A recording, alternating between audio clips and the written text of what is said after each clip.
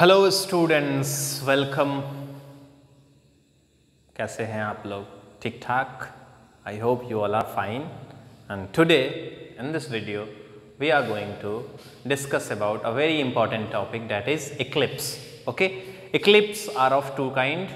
One is solar eclipse and other is lunar eclipse.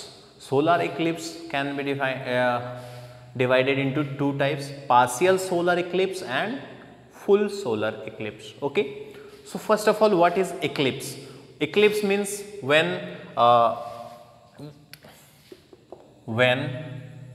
what? When sun, moon and earth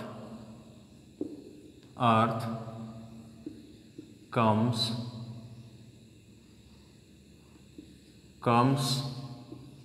in straight line,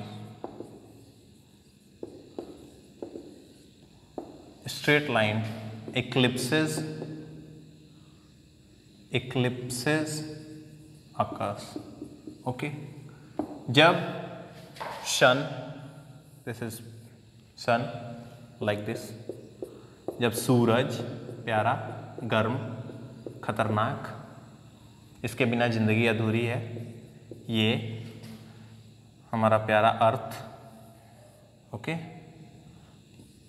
अर्थ, और इसकी जो वो है उपग्रह है जिसको बोलते हैं मून, चंदा मामा दूर के पुआ पकावे गुड़ के।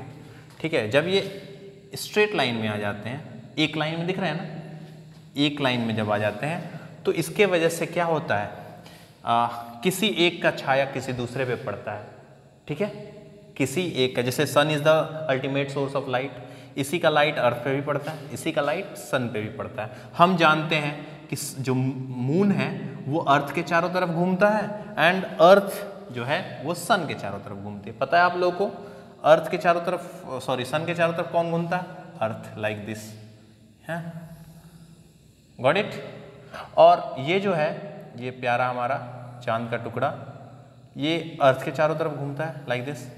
तो कभी ना कभी ऐसा सिचुएशन बनता है कि ये तीनों एक स्ट्रेट लाइन में आ जाते हैं। कभी सन और अर्थ के बीच में मून आ जाता है, कभी सन और मून के बीच में अर्थ आ जाता है। ठीक है, तो इसके वजह से क्या होता है, सन से जो लाइट पड़ती है अर्थ पे, ठीक है, सन से जो लाइट पड़ती है अर्थ पे और अर्थ के सामने मून है, तो अर्थ का जो छाया, शैडो किस पे बन जाता है? मून पे पड़ता है, तो उसको बोलते हैं lunar eclipse. Okay, in the same way जब ये मून घूमते घूमते टहलते टहलते यहाँ आ जाता है, यहाँ आ जाता है, तो क्या होता है, अर्थ, ये सन की लाइट किस पे पड़ने लगती है? अर्थ पे, मून पे, और मून के वजह से क्या होता है, जो छाया बनती है अर्थ पे, ऐसे जो शैडो बनती है अर्थ पे, तो इसको क्या बोलते हैं हम? इसको क्या बोलते हैं? इसको बोलते हैं सोलर एक्लिप्स। इसको क्या बोलते हैं? Solar eclipse. ठीक है, इस जब अर्थ की छाया पड़ेगी मून पे, तो हम आगे पढ़ेंगे, तो इक्लिप्स कैसे बनता है? Just because of the shadow of the earth and moon on each other. Okay, जब इनके ऊपर एक दूसरे का शैडो बनता है तब ये इक्लिप्स बनते हैं। ठीक है, it is a natural phenomena, it is a natural phenomena. ठीक है, समझ गए what is eclipse? When sun, earth and moon comes into straight line and the shadow of earth or moon forms on each other, eclipses occur. ठीक है, उसके बाद से क्या होता है? इक्लिप्स होता है। समझ गए? आई होप कि आप लोग समझ गए होंगे, चालाक बच्चे हो। तो अगला जो है, दिस इज कॉटन क्लोथ। हमने कॉटन के बारे में पढ़ा था, तो इसका यूज कर रहे हैं हम as a duster, don't worry. अब इक्लिप्स में हम पढ़ेंगे सोलर इक्लिप्स। क्या होता है सोलर इक्लिप्स, बहुत ही अच्छे से जानेंगे, और कब होता है ये भी जानेंगे। फुल मून क्या होता है, इसमें ये भी हम समझ जाएंगे कि क्या होता है full moon.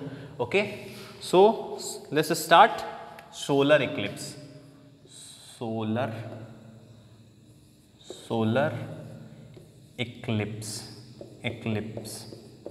Okay, solar Eclipse, spelling सही लिखा हमने, इक्लिप्स, ओके, समझ गए। सोलर इक्लिप्स क्या होता है? सोलर इक्लिप्स, तो when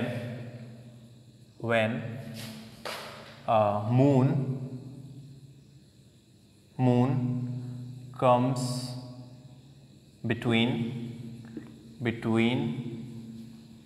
the sun and the earth such a way,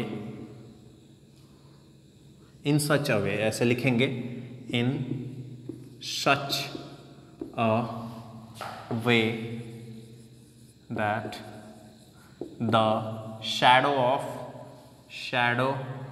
of moon forms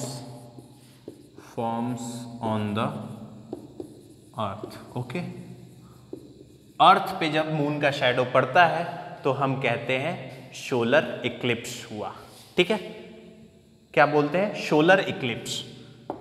ऐसे होता है सोलर इक्लिप्स। देखो, you can see the figure, this is sun, what, this is sun, और क्या हुआ कि अर्थ के चक्कर लगाते लगाते मून भाई साहब वो क्या आ गए, वो सन और अर्थ के बीच में आ गए। कहाँ आ गए? सन और अर्थ के बीच में आ गए। ठीक है, तो ये सन का जो लाइट है ये यहाँ पे पड़ता है ऐसे, और ये जाके शैडो बनाता है ऐसे। ठीक है, तो यहाँ पे तो जो शैडो बनता है इसको क्या बोलते हैं? ये कंप्लीट डार्क वाला एरिया जो बनता है उसको बोलते हैं उम्ब्रा। इसको क्या बोलते हैं? उम्ब्रा। तो ये जितने रीजन में बनेगा, ये जितने रीजन में बनेगा उस रीजन में कैसा होगा? Complete solar Eclipse. Okay, Eclipse. एक बार फिर से समझो, शैडो कैसे बनता था। ये कोई सोर्स ऑफ लाइट है, उस पर हमने कोई एपेक ऑब्जेक्ट रख दिया, तो ऑब्जेक्ट के रखने के बाद से क्या होता था? ऐसे शैडो बनता था ना उसका। यहाँ पे एक जो सीट है वहाँ पे उसका ये वाला शैडो बन जाता था, डार्क वाला। ठीक है, और एक और तरीके से शैडो फॉर्मेशन होता था, लाइक दिस, ऐसे और ऐसे। तो ये वाला जो शैडो बनता था इसको बोलते थे पेन्युम्ब्रा, ये पार्शियल शैडो था। और ये उम्ब्रा वाला जो डार्क वाला शैडो था उसको क्या बोलते थे? उम्ब्रा। ठीक है, तो उम्ब्रा, जिस अर्थ के जितने पार्ट पे सन का जो उम्ब्रा वाला शैडो बनेगा वहां पे कहा जाएगा कंप्लीट सोलर इक्लिप्स हुआ है। ठीक है, और जब ऐसे वो होगा, शैडो बनेगा, जब इसका ये शैडो ऐसे बनेगा, जो उम्ब्रा वाला पार्ट वाला जो शैडो बनेगा ऐसे। ठीक है, समझ रहे हो? ये थोड़ा अर्थ को मैंने और थोड़ा बड़ा बनाना चाहिए था लेकिन नहीं बना पाया मैं। ठीक है, लेकिन आप समझ जाओगे। ये बाकी वाला जो पेन्युम्ब्रा वाला पार्ट है, पेन्युम्ब्रा, इस पार्ट के जो लोग होंगे वो कैसा सोलर इक्लिप्स एब्जॉर्ब करेंगे? तो partial solar Eclipse, partial solar Eclipse. Okay, समझ रहे हो? सोलर इक्लिप्स क्या होता है? जब सन और मून, अर्थ के बीच में कौन आ जाता है? मून आ जाता है, और मून का जो शैडो है वो अर्थ पे बनता है। ठीक है, ऑफ कोर्स शैडो उसका अर्थ पे ही बनेगा, बिकॉज सन तो इधर है। इसके लाइट से जब बनेगा तो किस पे बनेगा? यहाँ पे मिरर को, सॉरी, स्क्रीन कौन है? अर्थ है। ऑब्जेक्ट कौन है? मून है। और सोर्स ऑफ लाइट कौन है? सन है। तो किसका शैडो किस पे बनेगा? तो इस ऑब्जेक्ट मीन्स मून का शैडो किस पे बनेगा? इस मिरर पे, मीन्स इस स्क्रीन पे बनेगा। और ये स्क्रीन क्या है? अर्थ है। तो स्क्रीन पे किस तरीके का शैडो बनेगा? एक तो इसका पेन्युम्ब्रा वाला पार्ट, एक उम्ब्रा वाला पार्ट बनेगा जो बिल्कुल डार्क होगा। तो यहाँ के जो लोग देखेंगे इस मून को तो एकदम काला काला दिखेगा, कुछ नहीं दिखाई देने वाला है, डार्क हिस्सा दिखने वाला है मून का। तो ये वाला जो हिस्सा, डार्क वाला हिस्सा होता है, उसी को हम न्यू मून बोलते हैं। उसी को क्या बोलते हैं? New moon. ठीक है, याद रहेगा। जो डार्क, कुछ भी नहीं दिखता है, डार्क वाला हिस्सा जो दिखता है ना, उसको हम क्या बोलते हैं? न्यू मून बोलते हैं। और बाकी जो एरिया है बाकी जो एरिया में शैडो बनेगा वो कैसा बनेगा, पेन्युम्ब्रा वाला, ठीक है, पेन्युम्ब्रा शैडो बनेगा। तो वहाँ के लोगों को जो सोलर इक्लिप्स महसूस होगा वो कैसा एब्जॉर्बेशन होगा, पार्शियल, मतलब हल्का सोलर इक्लिप्स हुआ, ठीक है। अब एक बात याद रखना कि कभी भी सोलर इक्लिप्स को आप खुली आंखों से मत देखना, इवन ग्लासेस पहन के भी मत देखना। उसके लिए स्पेशल ग्लासेस बनाई जाती हैं सोलर इक्लिप्स को देखने के लिए, ठीक है। अगर खाली आंखों से आप देखोगे या फिर जनरल ग्लासेस पहन के देखोगे, टेलीस्कोप का यूज करके देखोगे, तो हो सकता है कि आप जिंदगी भर के लिए अपनी आंखों को खो दो। Got it? So don't dare to see the solar eclipse without a proper solar visual glass. Got it? समझ रहे हो? ये एक बार फिर से मैं आपको समझा दूं। This is sun, okay, this is moon, okay. इसका जो लाइट है ये शैडो बन रहा है यहाँ पे अर्थ पे, ये अर्थ है, ठीक है। यहाँ पे इसका शैडो बन गया और एक और शैडो बनता है, हमने पढ़ा है कौन सा शैडो, ऐसे वाला, पेन्युम्ब्रा वाला, ठीक है। फिर से एक बार फिगर थोड़ा वो हो रहा है, थोड़ा और अर्थ बड़ा होता। Got it?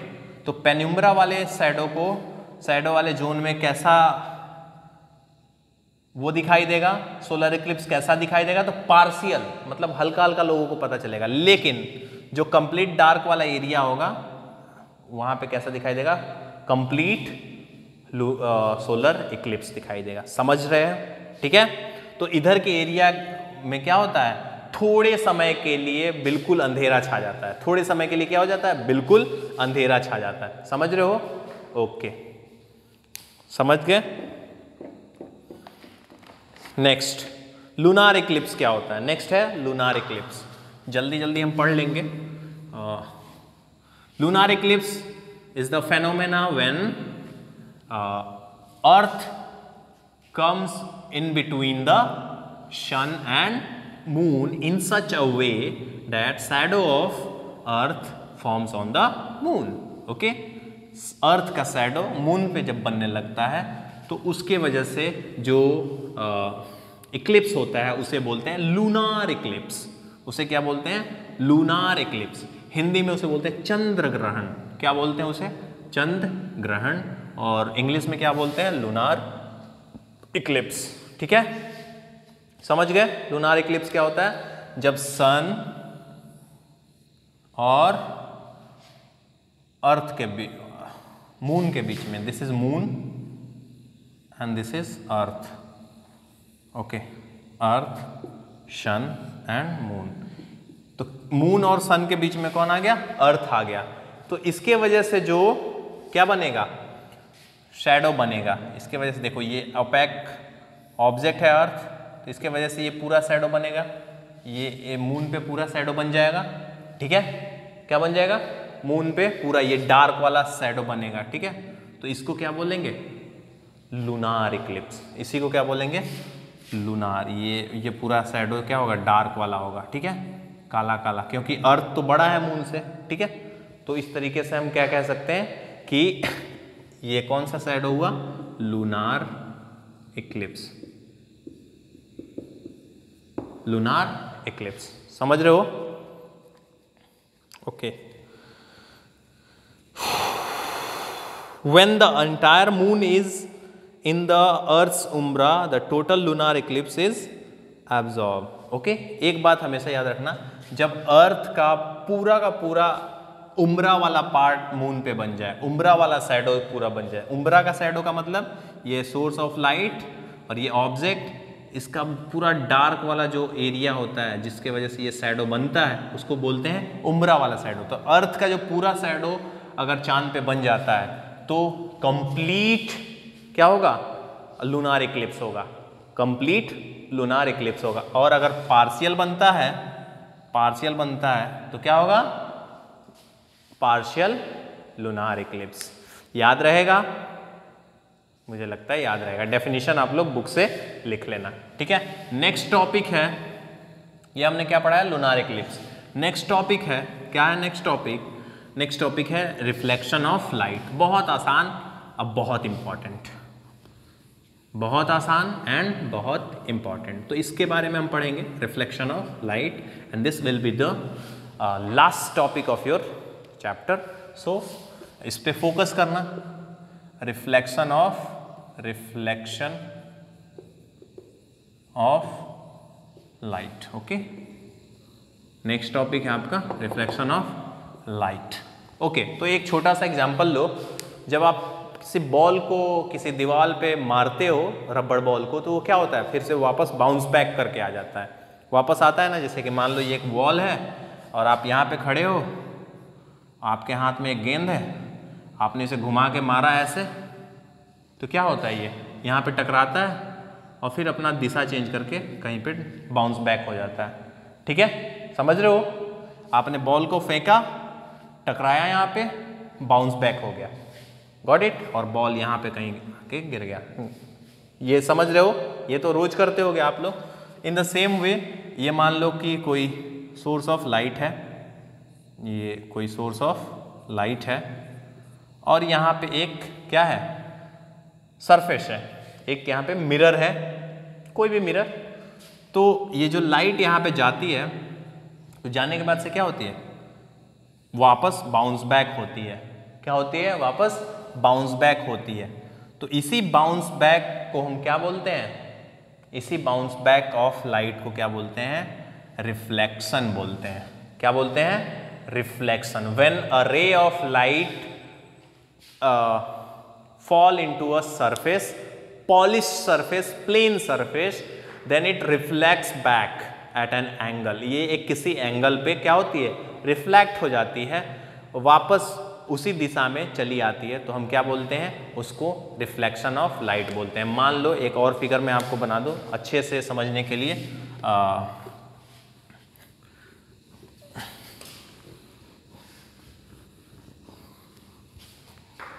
ये मान लो कि एक पॉलिश्ड मिरर है जिसमें आप अपना रोज सुबह आईना देखते हो और अपने आप को समझते हो कि I am the most handsome man और beautiful girl in the world. Okay, और उसके बाद से कहीं निकलते हो तो वही आईना है यहाँ पे, और आपने एक किसी सोर्स ऑफ लाइट से यहाँ पे एक रे ऑफ लाइट यहाँ पे गिराया।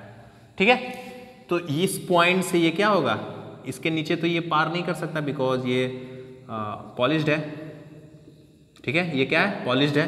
तो ये रे क्या होगा, वापस जिस दिशा से आया है, मतलब इधर से आया है ना, ऊपर से आया है, तो फिर ऊपर ही चला जाएगा, उसी दिशा में चला जाएगा, लेकिन अपने एंगल को चेंज कर देगा। क्या कर देगा, अपने एंगल को चेंज कर देगा। ठीक है, इधर से आया, यहाँ टकराया और ऊपर चला गया, तो इसको हम बोलते हैं रिफ्लेक्शन। और ये क्या होता है, एक एंगल पे क्या होता है, एक एंगल पे डाइवर्ट होता है। तो ये जितना एंगल हो गया, मान लो ये अगर एंगल आई है और ये एंगल इसको आर मान लो, तो ये दोनों बराबर के ही एंगल होते हैं। वो आपको 10th में पढ़ना है। बस आप इतना जान लो कि कोई भी रे ऑफ लाइट किसी मिरर पे या किसी पॉलिश सरफेस पे टकराती है तो वो उसी दिशा में वापस एक एंगल से क्या हो जाती है, डाइवर्ट हो जाती है और रिफ्लेक्ट कर जाती है। इसी प्रोसेस को हम क्या बोलते हैं, रिफ्लेक्शन ऑफ लाइट बोलते हैं। इसी प्रोसेस को क्या बोलते हैं, रिफ्लेक्शन ऑफ लाइट। समझ में आया? अब देखो इसका क्या इंपॉर्टेंस है।